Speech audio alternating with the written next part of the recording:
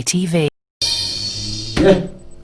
Okola kyamaanyi muganda waffe wenna aliyo gyonna gyotumbudde oli ku live ITV Uganda agenda ku YouTube tekamu ekigambo ITV Uganda ekigambo I tokyawula wandika ekigambo eriiso tekako ekigambo TV tokyawula osachinge bomalo subscribing osobola tufollowinga ku Facebook tulina Facebook page eri mukimanyira ITV Uganda osobola tufollowinga ntugenda maaso okunyumira butere kutuyingidde mu program yaffe emanyikiddwa nga Celebrity Connection nga beba kabibo ndabula ndane omwana soda ne Christian Kamaiko omwana woda amanya agange tebogera nange sobola okweyogera nange omukwano gwo Christian Kamaike omwana woda wano kwa ITV Uganda entabiro ya yempuliziganya njagala jukise gwo munabuyukwe ali banengo oli buyukwe oli munakyagwe nga tonna subscribinga bane esimanyi kyo buyagaliza kibuyukwe temetafaali kuba kino kintu kiyamba ffe kuba twaga tukiteeke waggulu buli ali mbuyukwe ng'olina smartphone bwegenda ku YouTube ne bo subscribing ebisigale birekera omwana wota nomwana ati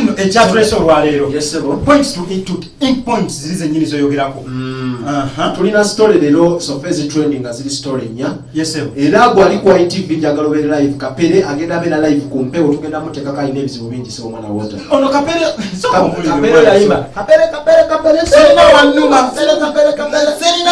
omanyikirizasa kapere awulira naye era jali tunyonyola byonna tugenda bibuuza era buli gwali eyo ng'oli ku ITV Uganda beera live ate baŋŋamba kapere yaddayo okusoma yaddayo nemunaitaani ekizungu omamoti yazala byonna tugenda bitegeera abali ba ITV n'abali ebweru abali ku radio abali ku TV mugenda beera gamba munnasembere tugenda beera ne kapere live tugenda kwogerako ne kapere mu ddakiika ntono nnyo abeeko kyakyogerako ennaku zino essimu ye yava mu mazzi kapere yakuyimira olimba asiina wannuma n'azanya comedy n'akola kiso bwe tugezaako noonya waneeno twogerako naye live naye oba oyinza okubako ng'enamba ya korona emututte manyi kapere munaye soka omuddemu omugezeeko kubanga biyinza obaamu olukorona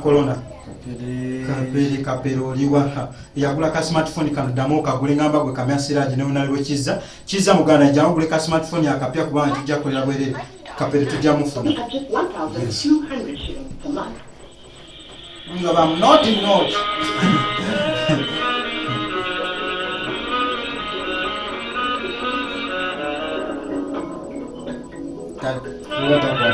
okimanyi esaazi alabika ali kunoonya mayuni ganaalya ye mwavu gwolokwata essimu tabanga bamuto mubimba bya korona abaavu beeranga ate kataka alinamu olukumi lw'ekikomando gwe mubi nze kapera neewuunyisa kapere kwata essimu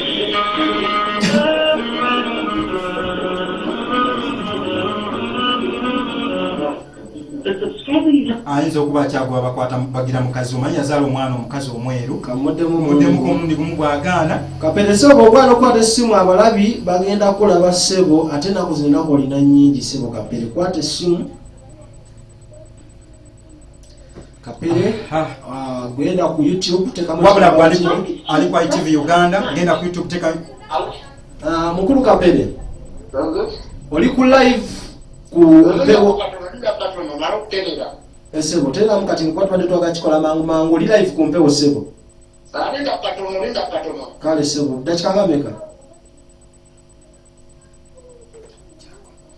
ali ku ITV genda maaso oteke ekigambo ITV Uganda weyongera okusubscribe nga YouTube yo teka ITV Uganda fano kwa ITV tukugamba ekintu kimu kye tutegeera nti yentabiro y'ebyempuliziganya gonna agatunda amawulire agaliko baserep oli mimwe muto oyagala kukolera video oyagala kukola kulikodinga nyimba jango ogwana kwa ITV Uganda enamba za Facebook tugenda zigabane za ITV subscribinga teka comment genda ku Facebook nonye ekigambo ITV Uganda o liking o commenting then oteke comment oteke ka message tuyagala kulikodinga limba oje tulabe business tuzikola kwa ITV Uganda tuli mu Celebrity Connection omwana wota n'omwana soda bannabuyukwenzaalwa tugeza kunoonya kapere online waneeno tulabenga tumukwasaganya kapere yugi lufoto segwomanyi omwana gwe bazaaleho yima sebo naye agamba mukatonda mutonda mu kifaananyi kye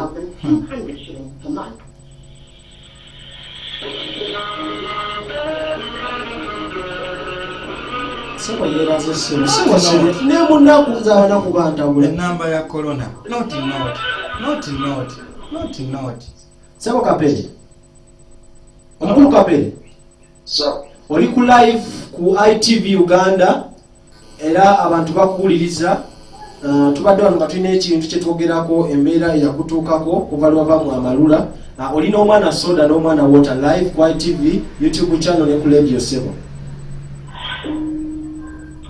Mbadde nkusaba osooka obuze kubakuwuliriza. Buza.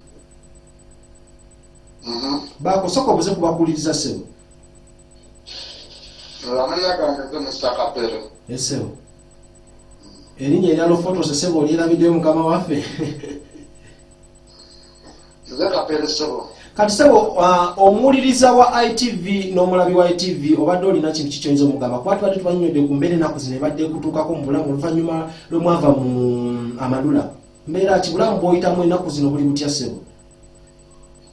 Tezirina mbuzibu. Sebo. Embeera ebadde etambula bweto nga kiyamaanyi. Sebo. Embeera eriwo buli munnayuganda erinamu erakya. Sebo. N'ekira mwami Kapere nti mwe mwali basajja abazanyi ba katemba babeera mu masinzizo mu makanisa mu bivulu tembeera ya coronavirus ennaku zo temukyakola embeera eyo gira butya mukulu Kapere? Katonda yakimanyi. President Museveni asuubira okwogerako eri eggwanga no obadde otuusa mulanga ki gyali?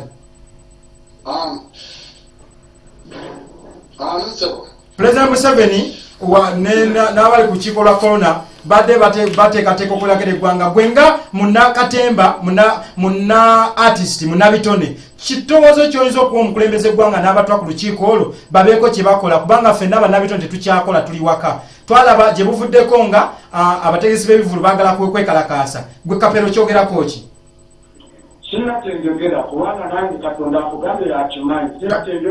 Sina kyensobola kugamba mukulembeze wa ggwanga. Sina kyensobola mugamba. Mpozi nekya mukulu Kapere. Akuwuliriza amanyi abamu abanadde abaana abato bakwagala kali akayimba sina waduma oba tofuddeyo osobola otuwamu akabega. Kayimba ku muganda wange nga kyakajjukira bulungi. Gwali kwa ITV oli live ne Kapere wano akayimba yakeerabira olwa corona si corona Kapere wamma covid afuse covid Kapere twakulabako mu mawulire ennaku ezo ng'osaba bannayuganda be wali esanyusa nga bakubeerereyo ko bakuyambe kubanga embeera batutambula bulungi nnyo. Teri atasaba buyambi. Yese mukama wange. Bonna basaba buyambi bannayuganda. Yesebo. Kati munnayuganda osobola mugamba kigwe nga gwe kikyaba akukola ennaku zino kuba ennaku zino muna embeera. Siriyo kyensobola kugamba bannayuganda sirina. Yesebo. Oba muteekayo byammwe muteekere byammwe naye nze siriiyo ya sina kyemmanyi. Yesebo. Kubanga era abantu abasinga balya ssente mu bannaabwe kati muba mukikola kikole. Yesebo. Omulabi wa ITV oyo gwe twali togera naye gwe bayita Kapere Lufotos. Mu bigambo bye bisembayo bannayuganda baba kati. Mbigambo bye bufundafuna ng'osiibula bannayuganda abalaba ITV obagamba ki? Nze bannayuganda nze abemanyi beetawala okubagamba nti abantu bafuuse obufere. Abantu bafera bannaabwe n'aferera mu munne nti amufunireko ssente. So kati nze bannayuganda kye mbagamba nti abantu bafunye amagezi okuliira mu mannya ga bannaabwe okugaggabalira mu bannaabwe n'okuzimba n'amayumba mu bannaabwe. So tugenda genda nabyo mu ggulu tugenda genda na ssente mu ggulu era tulina kifooto. Kapere alina ennaku nnyingi ate obudde butuliridde empiiga so gwe ayagala okumanya ekikwatako Kapere agenda ku YouTube ITV genda ku YouTube tekamu ekigambo ITV osubscribing esitole etugenda gyongerako etuva neeno olw'empewo obudde butulidde empiiga.